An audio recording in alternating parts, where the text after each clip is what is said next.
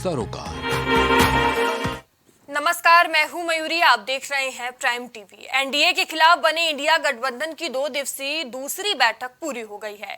बैठक में कोई बड़ा फैसला तो नहीं हुआ। गठबंधन के संयोजक और उसके लोगों को लेकर सस्पेंस अभी भी बरकरार है। वहीं बैठक के बाद हर बार की तरह इस बार भी इंडिया के तमाम नेताओं ने केंद्र की मोदी सरकार को जमकर घेरा है। इंडिया की बैठक में आज दिन भर क्या कुछ हुआ, देखिए हमारी ये रिपोर्ट। एनडीए के खिलाफ विपक्ष का महाजुटान, मोदी को हराने का बन रहा बड़ा प्लान, एक साथ चुनाव लड़ने का हुआ ऐलान, लोगों और संयोजक पर सस्पेंस बरकरार। मुंबई में चल रही इंडिया गठबंधन की दूसरी बैठक शुक्रवार को संपन्न हो गई। 2 दिवसीय बैठक में बीजेपी सरकार को शिकस्त देने की रणनीति पर विस्तार से चर्चा की गई, जिसके तहत कई अहम फैसले भी लिए गए। बैठक में इंडिया गठबंधन की चुनावी कैंपेन की थीम जारी की गई। जुड़ेगा भारत, जीतेगा भारत की थीम के साथ इंडिया गठबंधन मोदी सरकार के खिलाफ चुनावी मैदान में उतरेगा। इसके अलावा विपक्षी दलों की आगे की रणनीति पर काम करने के लिए 13 सदस्यीय कोऑर्डिनेशन कमेटी का भी गठन किया गया है। कमेटी में कांग्रेस के केसी वेणुगोपाल, एनसीपी के शरद पवार, डीएमके के एमके स्टालिन, शिवसेना के संजय राउत, आरजेडी के तेजस्वी यादव, टीएमसी के अभिषेक बनर्जी, आप के राघव चड्डा, सपा के जावेद अली खान, जदयू के ललन सिंह, जेएमएम के हेमंत सोरेन, सीपीआई के डी राजा, एनसी के उमर अब्दुल्ला और पीडीपी के महबूबा मुफ्ती को शामिल किया गया है। इसके अलावा campaign committee, working group of social media और working group of research committee का भी गठन किया गया है। इंडिया की बैठक में सबकी नजर गठबंधन के संयोजक और सीट शेयरिंग पर थी, लेकिन दोनों ही मुद्दों पर 2 दिवसीय बैठक में फैसला नहीं हो पाया है।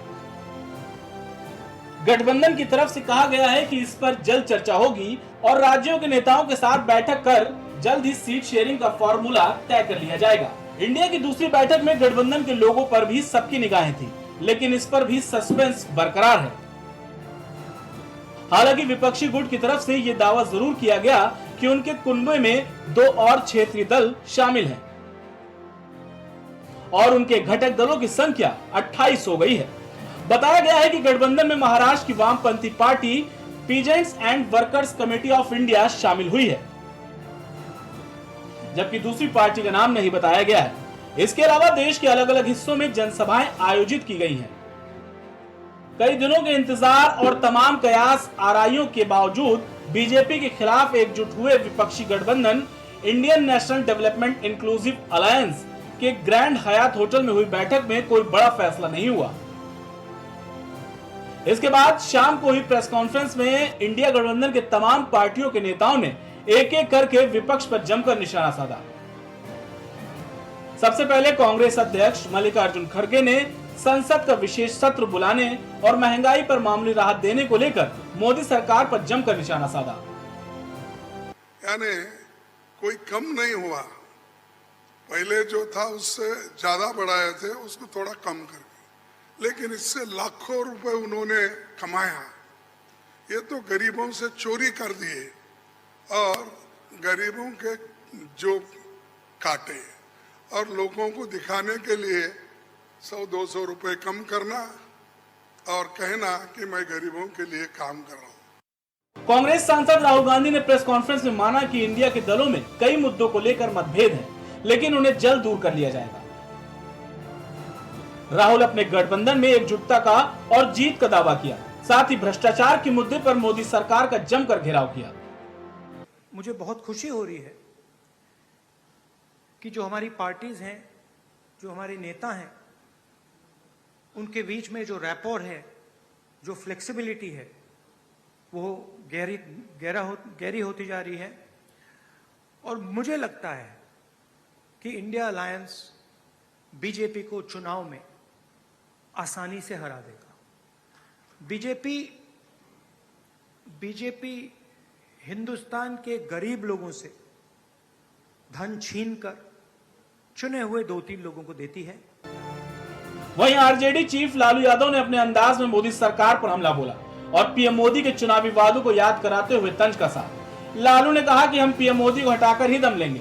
लालू ने इस दौरान अल्पसंख्यकों की सुरक्षा का भी मुद्दा उठाया। और मोदी जी बोले कि हम आएंगे और स्विस बैंक का पैसा ला करके हम देश के तमाम लोगों को हर के को खाता खुलवाया कि 5-5 लाख रुपया जमा करेंगे, 15-15 लाख रुपया। हम भी झांसा में आ गए और हमने भी अपना खाता खुलवाया। मेरे 7 बेटियां 2 बेटा और पति पत्नी दोनों मिला के 11 हो जाते हैं। देखा कि भाई 15 से गुना कर दीजिए, पैसा काफी मिल जाएगा। हमने तो पशुपालन में कोई पैमानी शैतानी भ्रष्टाचार नहीं किया जो भ्रष्टाचार नरेंद्र मोदी कर रहे हैं, करा रहे हैं। सारे देश भर के लोग खाता खुलवा दिया।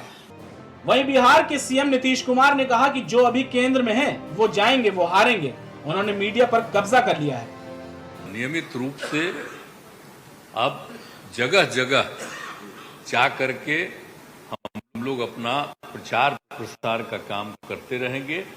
तो ये सब आज तय हो गया, इसलिए इसके बारे में आपको बता दिए और बड़ी खुशी की बात है।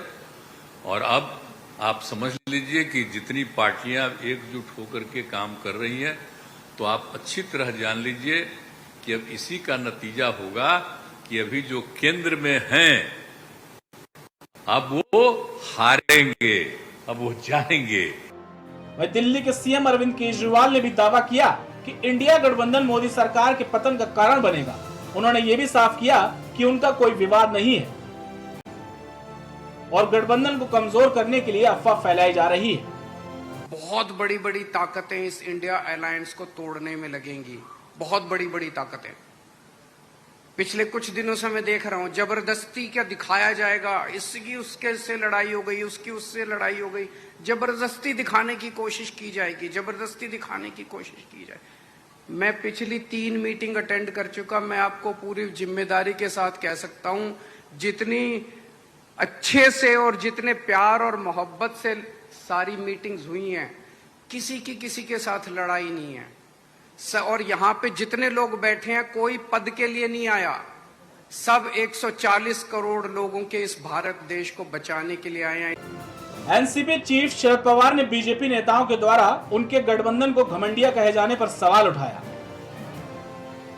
उन्होंने कहा कि उन्हें लोगों को एक साथ आना भी पसंद नहीं है। उन्होंने कहा कि मैं वादा करता हूं, हम नहीं रुकेंगे और हम गलत रास्ते पर नहीं जाएंगे।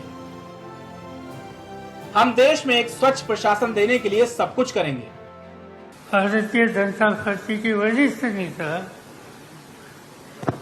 इन लोगों के बारे में घमंडिया ऐसा उनका उल्लेख करके उनके बारे में बातें करते। इसे एक ही बात साफ होती है कि घमंडिया कौन है कि जिन्हें लोग मिलकर आपस में बैठने की तैयारी करते हैं, ये भी जिनको पसंद नहीं, उन्हें घमंडिया कहने की आवश्यकता है। और ऐसी एक शक्ति देश के हितों की रक्षा करने वाली नहीं, इस पर मिलकर कुछ न कुछ रास्ता निकलना चाहिए। द्रमुक अध्यक्ष और तमिलनाडु के मुख्यमंत्री एम.के. स्टालिन ने सुझाव दिया कि तुरंत एक समन्वय समिति गठित की जानी चाहिए और एक सीएमपी तैयार किया जाना चाहिए। वह भारत गठबंधन का चेहरा होगा। उनके मुताबिक बीजेपी ने देश को कई तरीकों से बर्बाद कर दिया। सीएमपी लोगों के सामने एक रोड मैप पेश करना चाहिए, जिसमें यह बताया जाए कि इसे खत्म करने के लिए क्या करने का इरादा रखते हैं।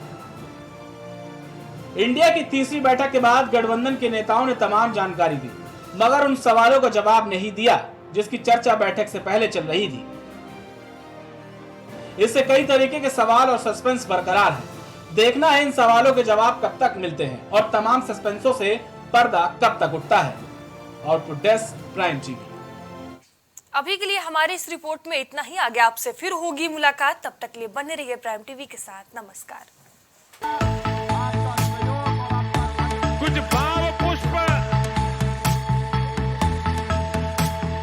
आप देख रहे हैं प्राइम टीवी, सच साहस।